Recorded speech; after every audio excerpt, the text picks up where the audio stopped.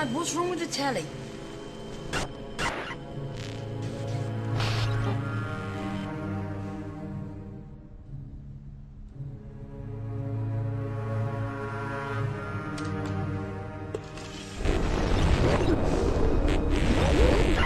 Good evening, London.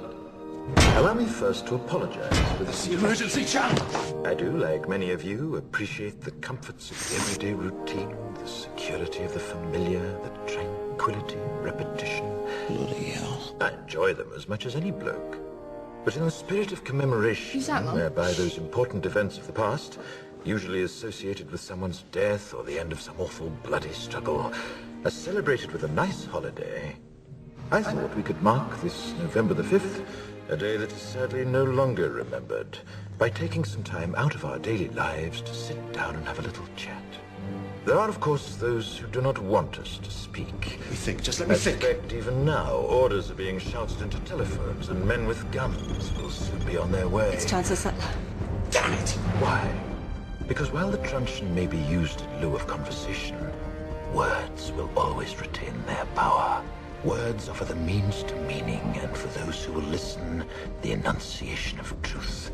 And the truth is, there is something terribly wrong with this country, isn't there? You designed it, sir. You wanted it foolproof. You told me every television in London. Cruelty and injustice, intolerance and oppression.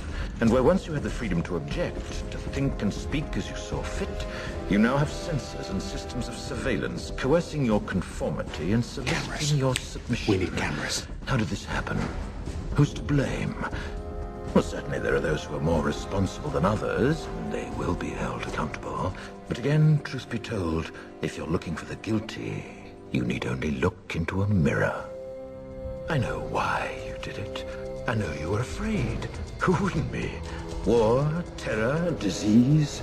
There were a myriad of problems which conspired to... Fear got the best of you, and in your panic you turned to the now High Chancellor Adam Sutler.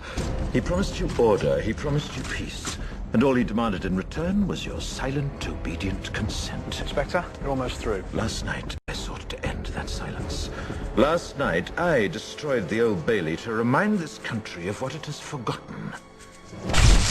More than 400 years ago, a great citizen wished to embed the 5th of November forever in our memory.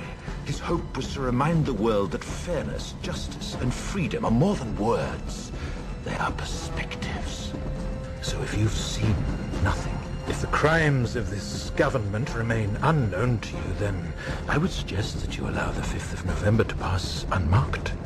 But if you see what I see, if you feel as I feel, and if you would seek as I seek, then I ask you to stand beside me 1 year from tonight, outside the gates of Parliament. And together we shall give them a 5th of November that shall never, ever be forgotten.